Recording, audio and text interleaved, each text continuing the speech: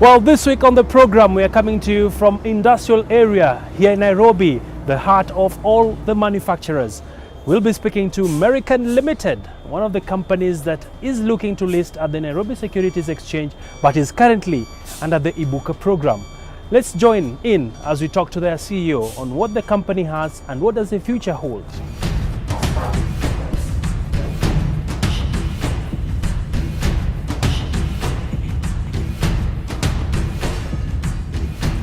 Hey, how are you? Hi Abby, how are you? Thank you.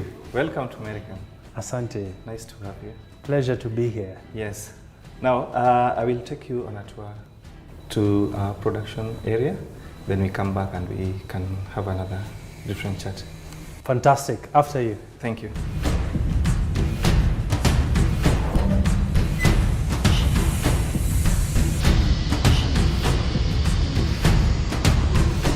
They're just doing the... They are support guys.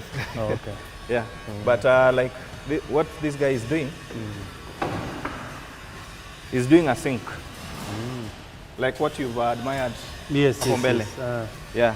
So he's doing a sync. Okay. Yeah. These are fully made locally. Yeah. Okay. Kazi mzuri bwana. Hawezi sema nimetengenezwa Kenya. Endelea hivyo. Yes. Yeah. These as well. Okay. So who are your biggest clients?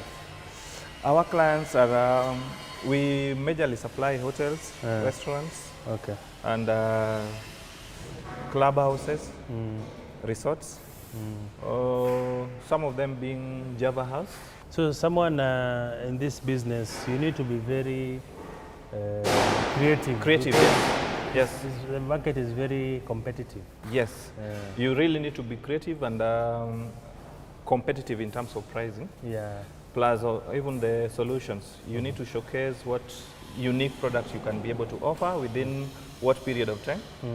Yes, because most of the clients are so specific and particular. Plus that's why we, as a company, we do custom-made solutions. All these that you see around here are all custom-made for clients. And in terms of supply, Yes.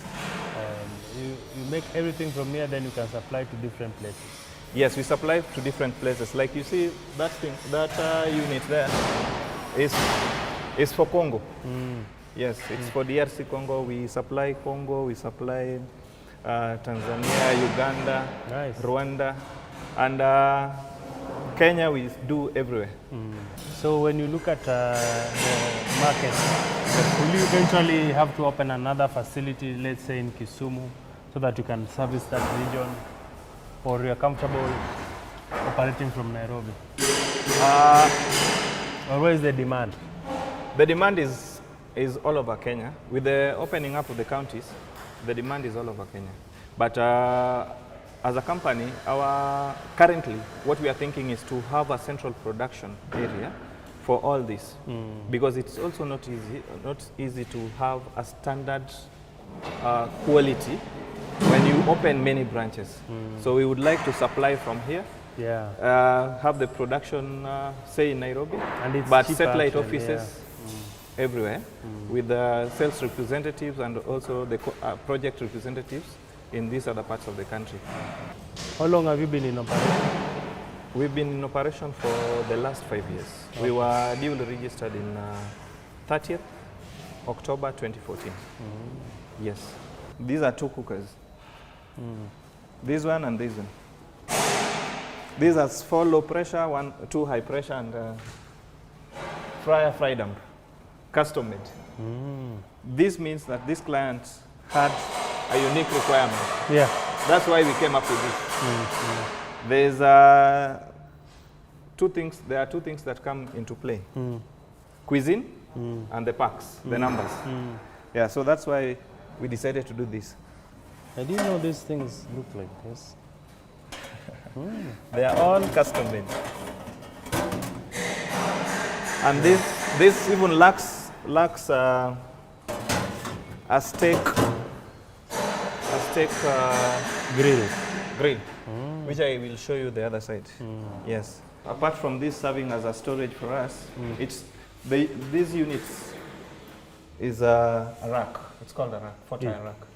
So the 4-tire rack serves two purposes: for dry storage, display, or for cutlery storage. Okay. So we have a bit of an arrangement here. This is a dirt collection table. It's meant to collect dirty dishes. Once you are, like when you are in a restaurant and you've done, you are done with your eating, the waiters will come collect the dirty dishes and be able to scrap it off at this point. There is always a dirt bin here under. That's what they put. So the purpose, the main reason for this unit, or the advantage of this unit, is for you to manage the cloggage in the entire drainage system. Yeah, so that you do not get all the dirties or the food particles going down the main waste. Yes. So this is a very important component in a kitchen, and it belongs to a section called wash-up area. Okay. Yes. This is a swivel tap, a mixer tap. One tap that caters for both bowls. Yes, and has a provision for cold, hot and cold. Okay. Yes, and then you have a pressure splash or a spray arm that is able to really help you scrap off any remaining particle from that end. Okay. Then it starts from here, then you wash, rinse, then you rack. Yes. Nice. Yeah. So that's one section of a kitchen, of a commercial kitchen. Okay. Then you have other sections like storage, food preparation, cooking, and dispense. Okay. Yes. And which are your biggest moving products? Our biggest moving products are such like. Okay. Yes. In every project, or in 90% of the projects, we sell this.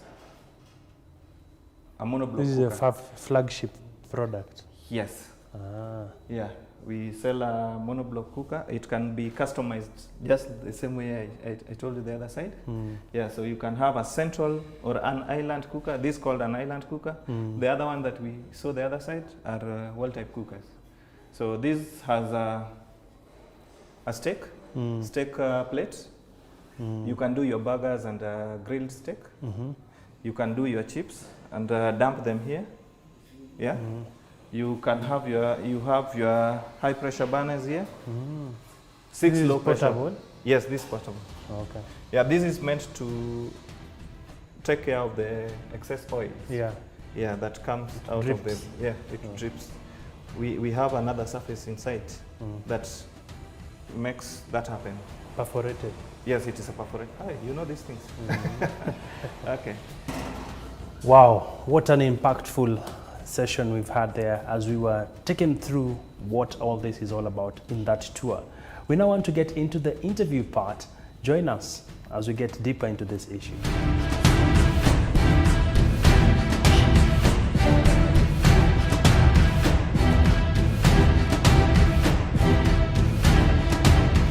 Welcome back. Thanks for staying with us. We now want to talk to Fred Akuno, who is the Chief Executive Officer of Merican Limited. Thank you for joining us. Of course, we've had a walk around, we've seen what you guys are doing, but no one can believe all this is being done here in Kenya in an industrial area. Talk to us about your journey as a company. Merican Limited started in the year 2014.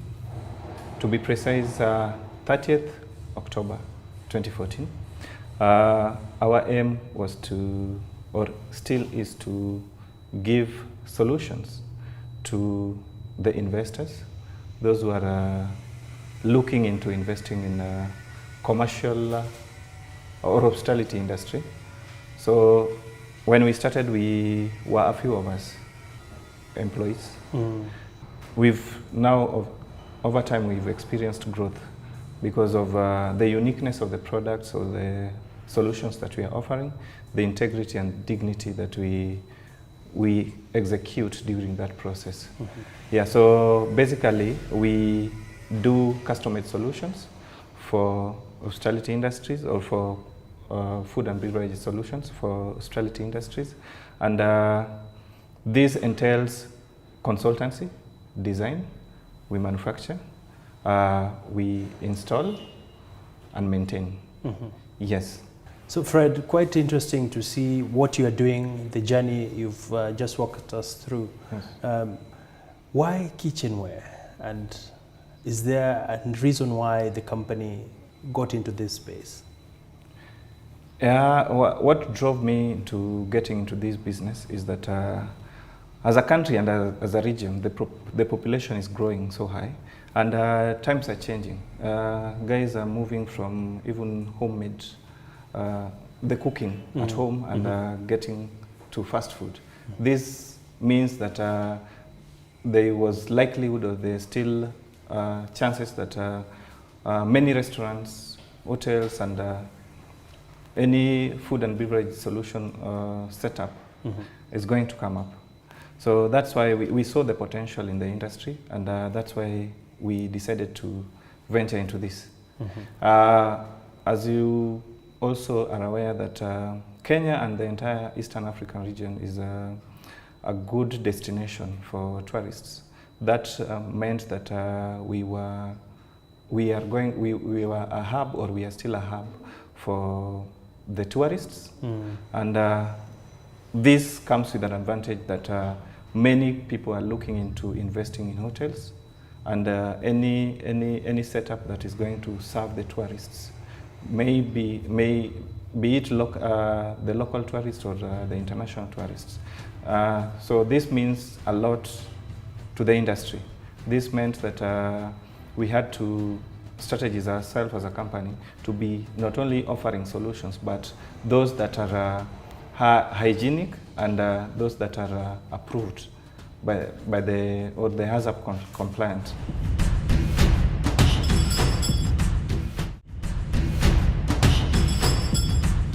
This industry is very competitive because it has a lot of the big boys, the international players, international brands that have traditionally controlled or dominated the market. And you took the risk to get into this line of business together with your partners and other staff.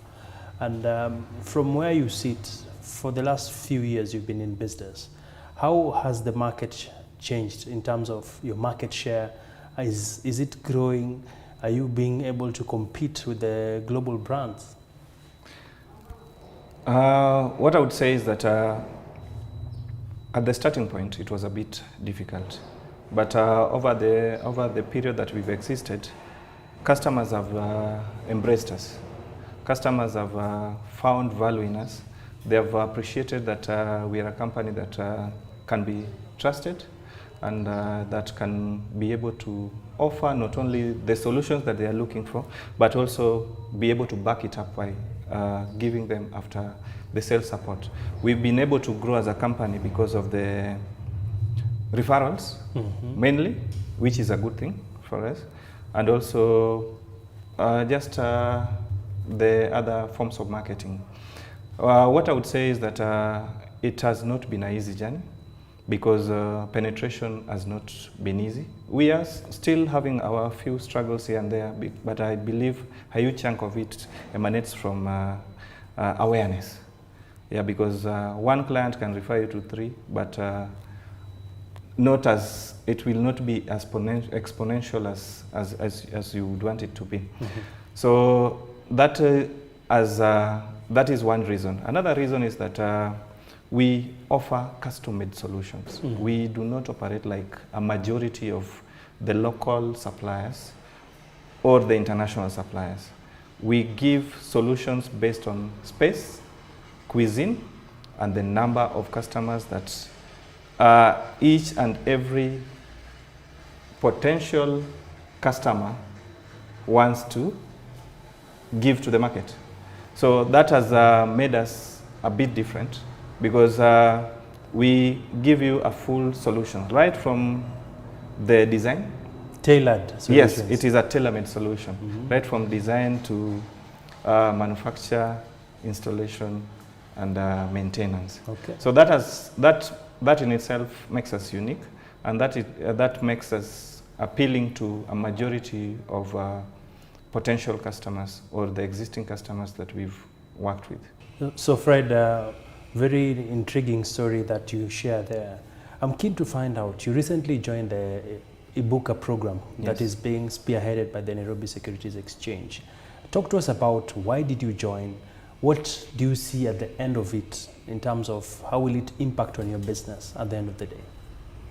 To start with, Abby, is that I've had the desire, as a founder, I've had the desire to run a professional company, a company that has systems, that has a lot of transparency, that has a strong culture towards its employees and also the customers, and that which appeals to the stakeholders, including the shareholders. And this is what really motivated me to join Ibuka. Ibuka not only gives us the visibility or creates awareness about us in the market, but it starts by giving us the basics. The basics, what I mean by basics is that they train you on how to run a company professionally. The nitty-gritties, the loopholes that might be there that might not make you attractive. And this is one thing that I've been really looking for.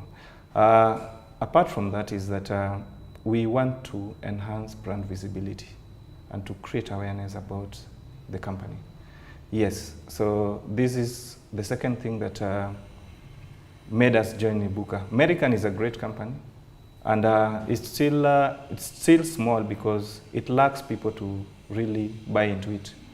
And packaging it under Ibuka would mean that we will be not only attracting good investors, but we'll see our growth coming in within the shortest time to make us competitive. We want to go beyond the borders.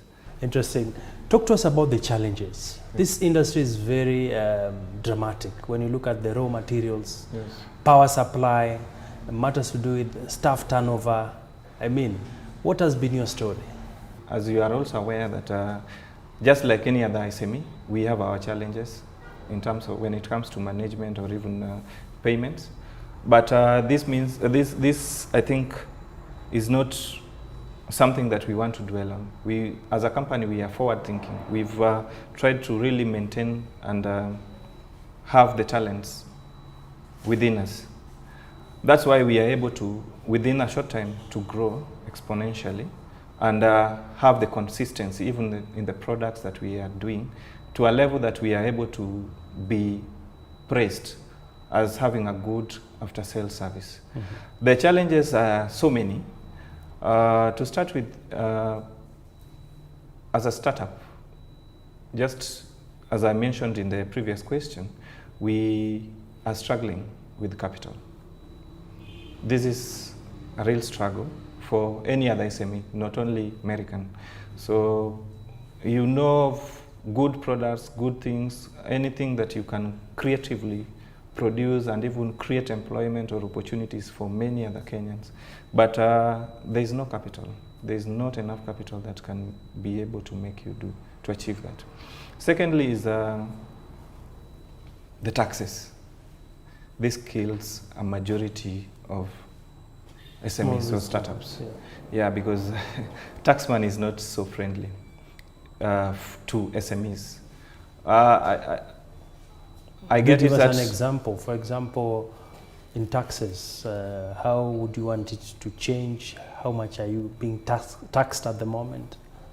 I would want to mention that based on my knowledge, there are companies that enjoy tax holidays, including even the international, the companies that come from other parts of the world to invest in this country. I think the government need to really review into this because we really need to appreciate the local entrepreneurs and also to support them. If an international or a company that comes from any other part of the world comes to invest in this country, it can be able to enjoy a tax holiday and even some reprieve. I think that should also happen to the local companies. Okay. because the local companies directly employs the locals. Currently, as a company, we are parting with close to 300,000 every month on taxes. And you find it that you are not allowed to stay even longer, even the day before remitting this amount. It kills us, generally. Yeah, so it's basically the capital and the taxes, taxes. Yeah. All right. Yeah. And as I come to the tail end of this discussion, Fred, I'm keen to find out from you. We've seen many people saying that small businesses are the bedrock of Kenya's economy, Yes. in terms of them being the engine of the economy. And right now, there's a global crisis, the coronavirus. How has this affected your business? What measures have you taken? And do you feel it will severely dent revenue for you as a company in this year? Yes, we've been hardly hit as a company, and I think it goes even beyond the company, but as an industry, because we strongly appeals to the hospitality industry that is majorly financed by the tourists and also the locals who buy from the restaurants and also hotels and any other hospitality setup. So we've been hardly hit because there are no orders coming in, there are no inquiries coming in. Guys are keeping their inquiries until such a time that they feel that it will be okay for them to do this. And as a company, we've not only, we've agreed with our employees that we are going to walk this journey together. In the sense that what we've given our employees, or the offer that we've given our employees, that they're not going to lose their jobs, but it will be a win-win situation where we cut on cost on maintaining the staff. Some of them will be going on leaves and unpaid leaves, yeah, just to cut on the overall cost when it comes to the wages and also the PAYE, plus also the daily operational cost, because there are no orders coming in. So that in itself is a measure to take care of the cost. Then a few of us, like in the sales and marketing department, we agreed that we are going to work remotely so that we do not lose touch with our customers. We want to still be able to attend to them even from wherever we are, and still be able to even meet them when they need us to do. So as we stay safe and abide by the government's instructions, we also want to still serve our customers when it comes to service and also getting in touch or keeping in touch with our customers. And I just want to get your closing thoughts in terms of where do you see Merican in the next 5 years, in terms of growth in the region and also just penetrating the Kenyan market? Our drive has always been our vision, which is to be the best hospitality company in the entire region. So this has informed so many things in our daily operations. We are deliberately making some decisions in order to make us achieve that in the next few years. We are partnered with so many other, besides Ibuka, we've partnered with so many other companies that are going to ensure that we become the best managed company in the region, the best company that supports its customers when it comes to products and also after sales services. We are working towards getting some capital equipment, which should be coming in late this year, so then we can be able to scale up when it comes to capturing the market. So I would say that I have a lot of confidence in what this company is going to be, and we can only wait to watch the space. Fantastic. Yes. Wish you all the best. Thank you. Asante sana. Asante. Well, we've been speaking there to Fred Akuno, who is the CEO of Merican Limited, one of the companies that is part of NSC's Ibuka program, Ibuka being a Swahili word for emerge, and clearly they have Ibuka'd from what we've gathered from this particular site. Well, that's all the time we have for here on the show. Let's keep engaging, stay safe, wash your hands, and always keep the social distance. Well, remember you can engage with us on our social media platforms appearing at the bottom end of the screen. And let's do this same time next week.